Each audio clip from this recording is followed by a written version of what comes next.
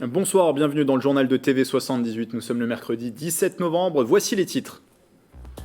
Consulter un médecin généraliste sans rendez-vous et en visio, une cabine de téléconsultation est accessible désormais à plaisir à la maison des familles Flora Tristan. La commune la loue à une société pour pallier la désertification médicale et éviter d'encombrer les urgences. Les violences à l'encontre de la police et plus généralement des forces de l'ordre se banalisent. Il y a quelques semaines, de nombreuses attaques et débordements avaient été constatés dans la nuit d'Halloween. Quelle est la situation? Comment expliquer ce phénomène? François Bersani est notre invité, il est le secrétaire départemental du syndicat Unité SGP Police. Et puis le couple Nathalie Marquet et Jean-Pierre Pernaut réunis au Chénet Rocancourt. Les époux installés dans les Yvelines étaient en dédicace. Tous deux ont en ce moment une actualité littéraire. Et c'est en ce moment la semaine de l'EPS, l'éducation physique et sportive, un événement pour promouvoir la pratique du sport à l'école et on en parle tout à l'heure dans ce journal. 287, le nombre de médecins pour 100 000 habitants dans les Yvelines selon des données de l'INSEE datant de 2018. Pour pallier la désertification médicale, une cabine de téléconsultation a fait son apparition à Plaisir. Elle permet d'avoir accès à un médecin généraliste sans rendez-vous via une consultation en visio. Mélanie Poquet et Justine Brasier.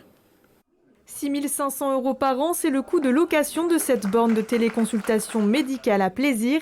Une technologie inaugurée ce mardi 16 novembre pour répondre à la problématique de désertification médicale. Ce service permet de mettre en relation patients et médecins. Objectif, éviter d'encombrer les urgences lorsqu'il n'y a pas de médecin généraliste disponible.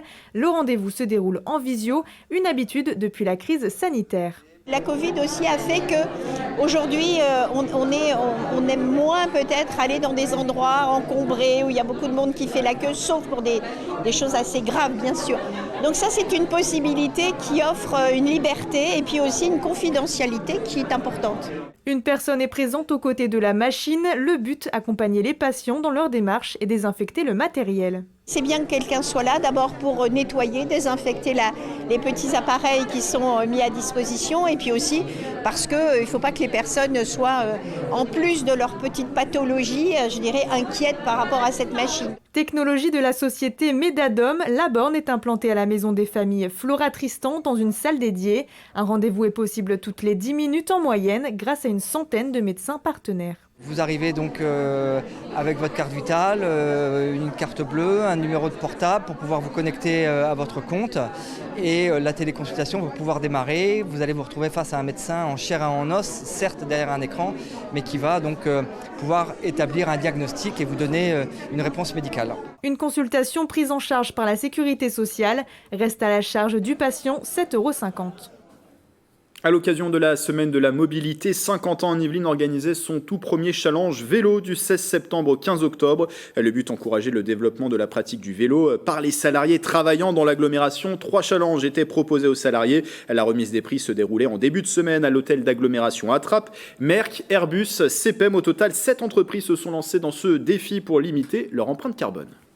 L'objectif, il est multiple. L'objectif, il est d'abord de faire en sorte que les Saint-Quentinois s'approprient et, on va dire, se projettent vers cette mobilité propre, durable, qui est le vélo. Évidemment que derrière, il y a aussi des impératifs, en tout cas des répercussions environnementales positives, comme notamment la diminution de CO2. Et on l'a vu là, avec ces 16 500 km parcourus dans le cadre du challenge, c'est 3 tonnes de CO2 en moins. Et parmi les lauréats, 2 salariés de CPEM ont remporté le prix du meilleur cycliste car ils ont effectué le plus grand nombre de trajets. Et 2 d'Airbus ont gagné le prix du meilleur rouleur car ils ont parcouru le plus grand nombre de kilomètres. Et enfin, Merck qui s'illustre en tant que meilleure entreprise cycliste car elle enregistre le plus grand nombre de trajets par rapport au nombre total de salariés. La réaction au micro de Mathilde Francou. On était une équipe qui était bien motivée, le challenge nous a bien motivés, on prenait le vélo de pluie comme par beau temps et on était une bonne équipe, on s'est bien motivés les uns les autres. Tirs de mortier, jets de pierre sur des patrouilles ou des commissariats, les forces de l'ordre sont très régulièrement prises à partie. Dans les Yvelines, de nombreuses tensions ont été recensées, notamment le soir d'Halloween. Bichente Meillan-Santisteban fait le point sur la situation dans le département.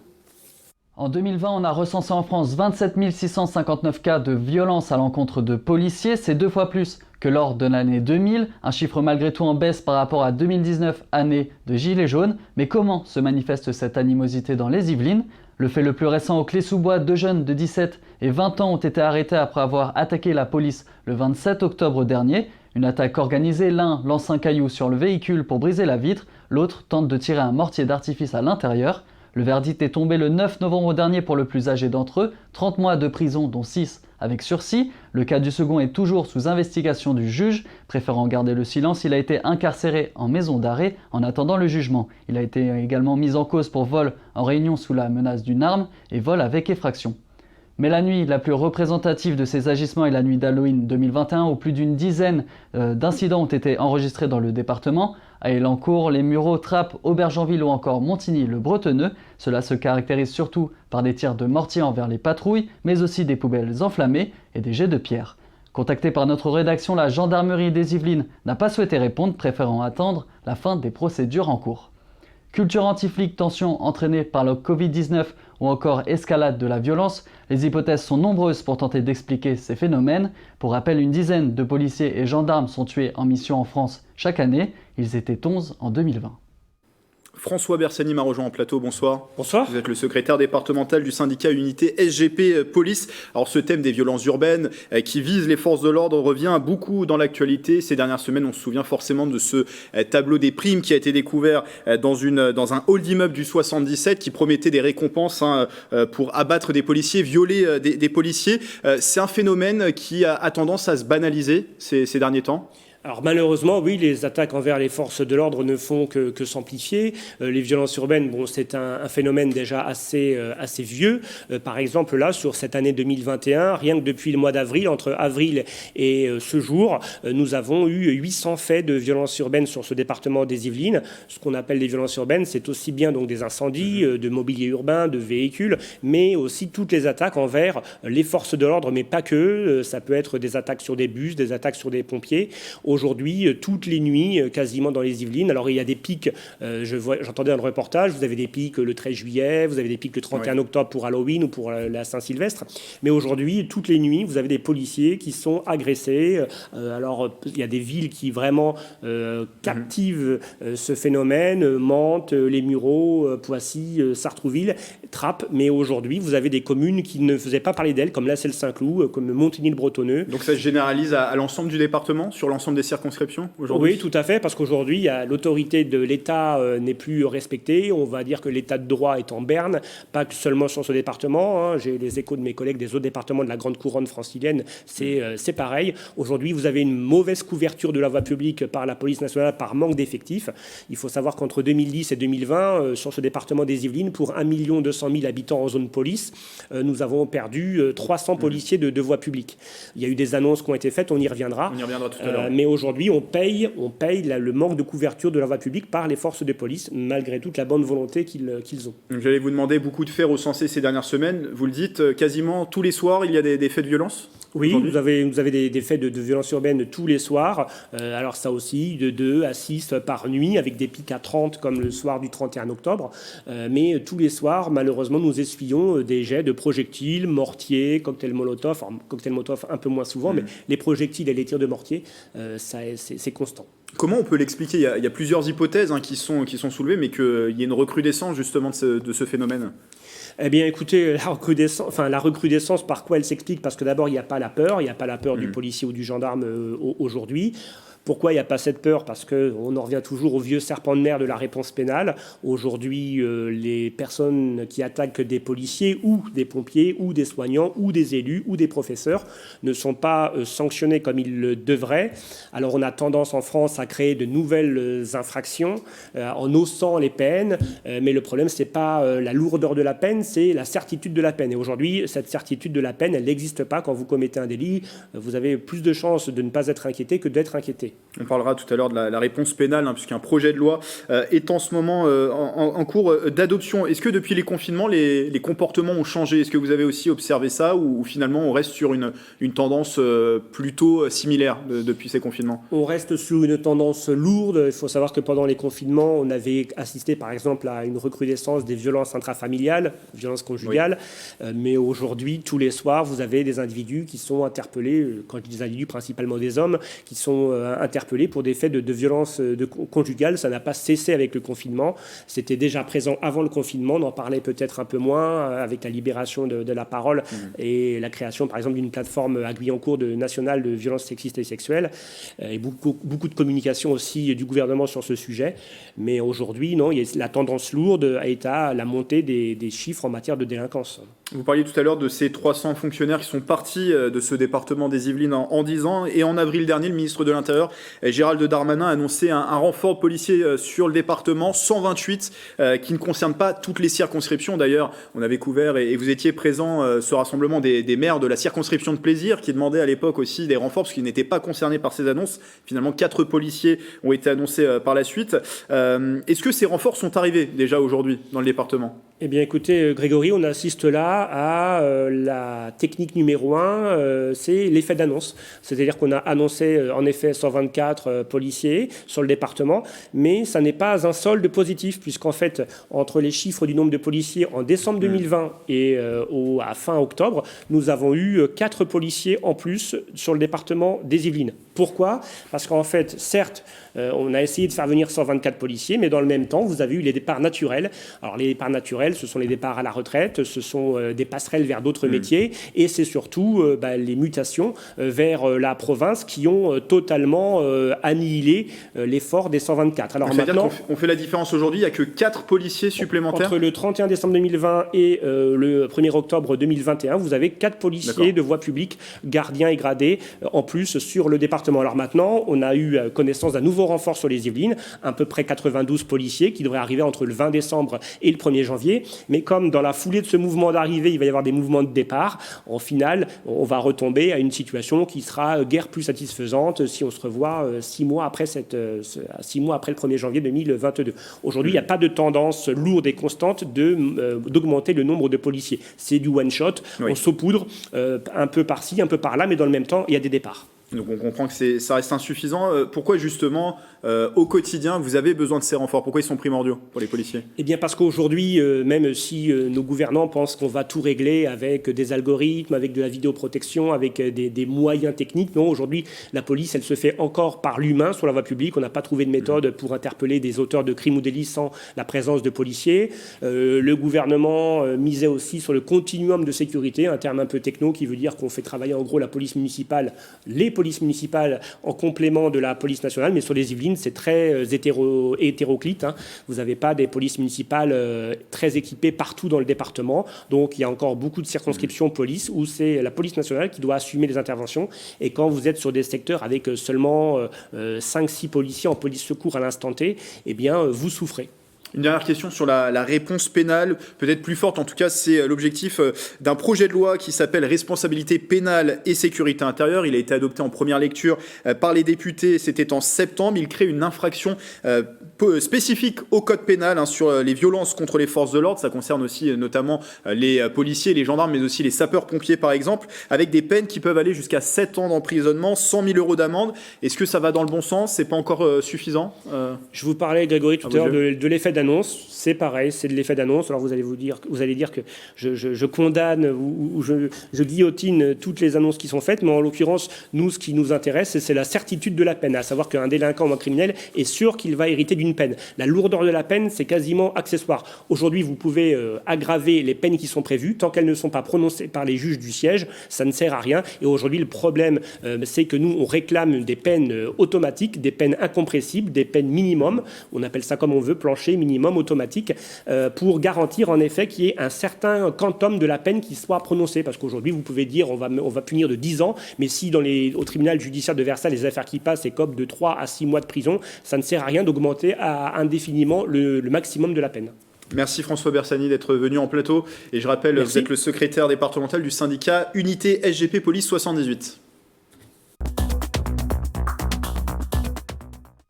Dans l'actualité également, l'inquiétude des salariés de Stellantis, le géant de l'automobile réunissant PSA et Fiat Chrysler, va regrouper ses équipes en Ile-de-France à Poissy sur son futur Green Campus qui sera opérationnel d'ici 2024. Plus de 2500 personnes sur les 4000 employés du site de Vélizy devraient donc déménager. À l'appel d'une intersyndicale et des salariés se sont rassemblés ce mardi à la mi-journée pour dénoncer ce déménagement. Entre 1300 et 1500 selon les syndicats, 250 selon la direction du groupe. Ils craignent un allongement considérable de leur temps de trajet et des pertes d'emplois à terme, ce que réfute la direction de Stellantis.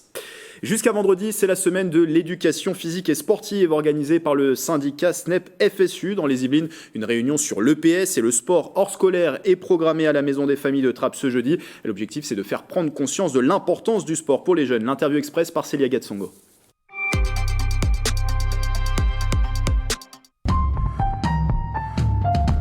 Dans les Yvelines, il a été décidé de prendre le thème du sport scolaire et de l'EPS et les interactions qu'il y a entre ces différentes disciplines et ces différents milieux, de manière à favoriser le développement d'une jeunesse plus sportive.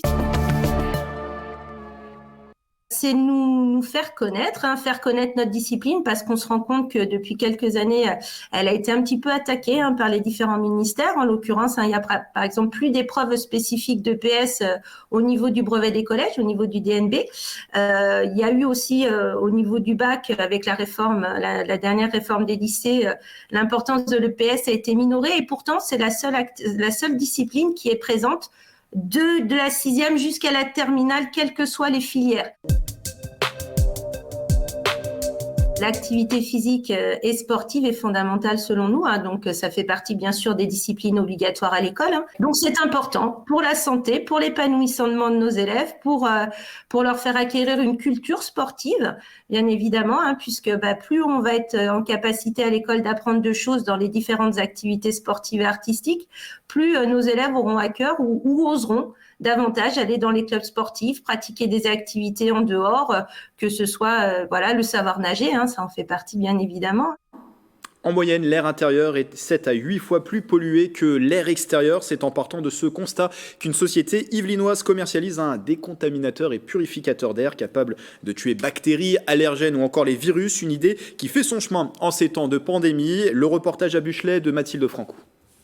Créé en 2015 dans le but de limiter la propagation de la grippe, le Air Clean 200 a également prouvé son efficacité en temps de Covid-19. Son action est rendue possible grâce à un réacteur testé et approuvé par plusieurs centres de recherche, dont le CNRS. Donc là, je vais vous faire voir l'éclaté de la machine avec son fonctionnement.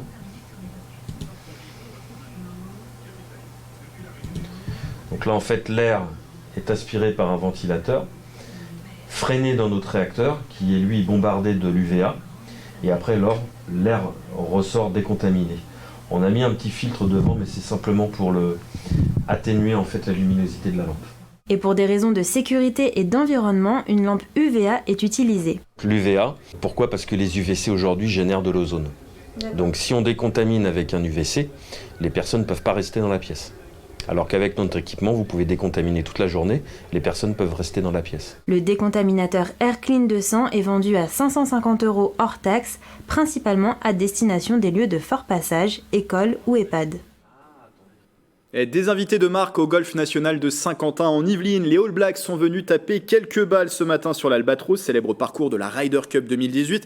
12 joueurs, parmi lesquels Damian McKenzie et TJ Perenara. Séance détente au programme pour les rugbymen néo-zélandais à 3 jours du choc face aux 15 de France. Les deux nations se retrouvent pour le dernier test match de la tournée d'automne au Stade de France samedi à 21h. La semaine dernière, les Bleus l'ont emporté contre la Géorgie. Les All Blacks ont perdu en Irlande.